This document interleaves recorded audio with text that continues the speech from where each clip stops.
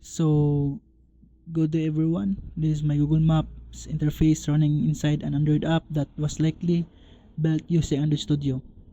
The map is currently focused on Manila, Philippines, with a red marker placed on the city to highlight the location. At the top,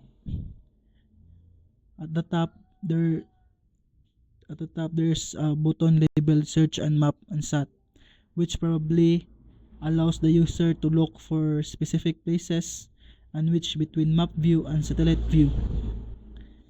And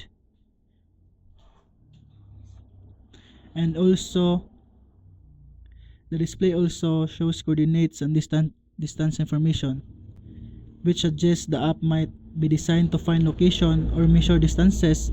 At the bottom, there's a My Location button likely centers the map on the user's current position, making it a practical and interactive map feature for navigation or location-based apps. So there are 8 questions that I answered. The first question is, what is the difference between access find location and access course location? In Android, there are two main types of location permissions: access find location and access course location.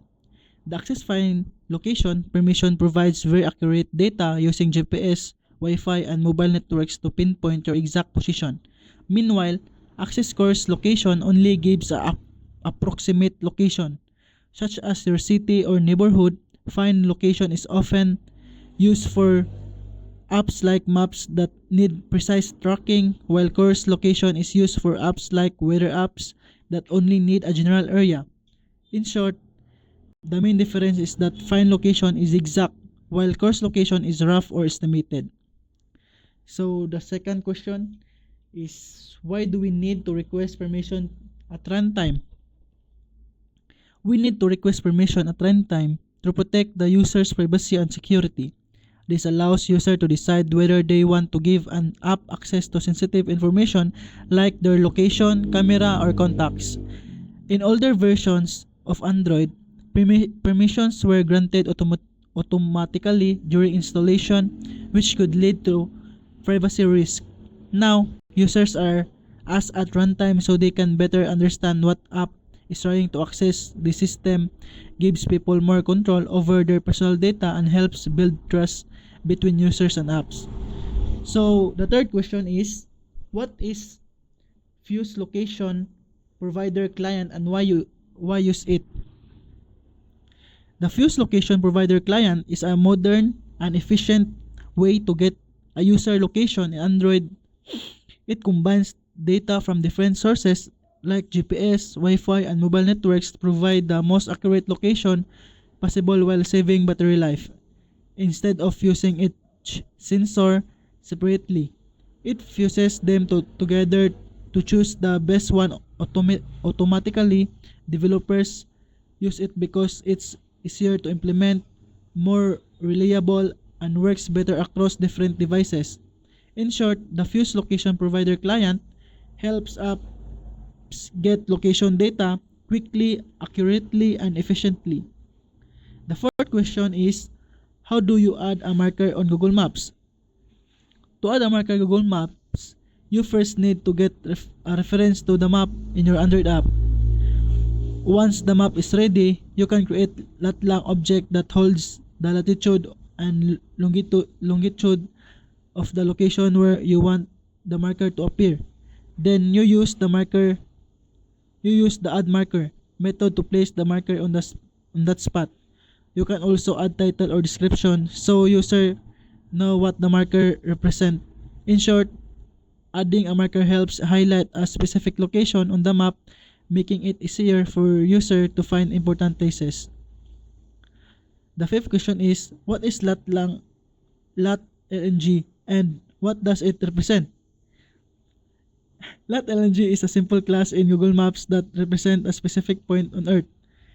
It stands for latitude and longitude, which are the two coordinates used to locate any place in the world. The latitude tells how far north or south a place is, while the longitude shows how far east or west it is. By combining these two values, we can pinpoint an exact spot on the map. In short, LOT-LNG is like giving an address to a location using numbers instead of words. The sixth question: how do you move the camera to a specific location? To move the camera to a specific location on Google Maps, you first create LOT-LNG object for the place you want to focus on. Then you use methods like move camera or animate camera to shift map's view to that location. The move camera method jumps directly to the spot, while animate camera smoothly moves the view for a better visual effect. You can also set a zoom level to show how close or far the map should appear. In short, moving the camera helps guide the user's attention to a specific area on the map. The seventh question: what happens if location permission is denied? If location permission is denied, the app will not be able to access the user location data. This means features that rely on location, like maps or nearby searches, will not work properly. The app might show a default location or display a message asking the user to enable permission. Denying permission helps protect the user's privacy by preventing unwanted tracking. In short, when permission is denied, the app loses access to location services and must continue without that permission. The last questions: how do you enable zoom controls on the map? To enable zoom controls on the Google Map, you first need to access the map's UI settings. Through this, you can call the method set zoom controls enable to make the zoom buttons appear on the map interface. These buttons allow user to easily zoom in and out without using gesture.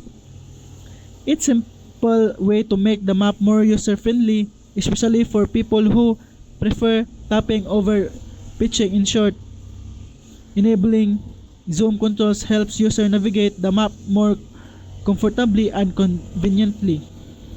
So that's all. Thank you and good afternoon.